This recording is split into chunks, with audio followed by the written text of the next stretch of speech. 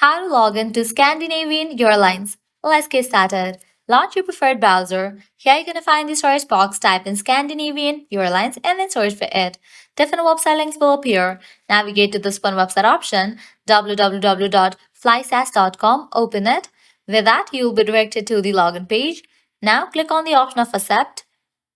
Now click on this drop down and select your country or region. With that, you'll be directed to the official website. Now at the top right, you're going to see the option of login. Click on it. With that, you will be directed to the login page. Now from here, you can easily get access to your account. All you have to do is provide your credentials. First up, go ahead and type in the email or the EuroBonus number. Then type in the password. If you have forgotten your password, you can click on this option to recover it. After you fill this, click on continue. And just with that, you will be logged into your Scandinavian Airlines. If you haven't created your account yet, click on the option of sign up and go through the process. Well, that's a wrap for this video. This way you can easily log into Scandinavian Airlines. At the end, if you guys find this video helpful, don't forget to like, share and subscribe to our channel. Thanks for watching.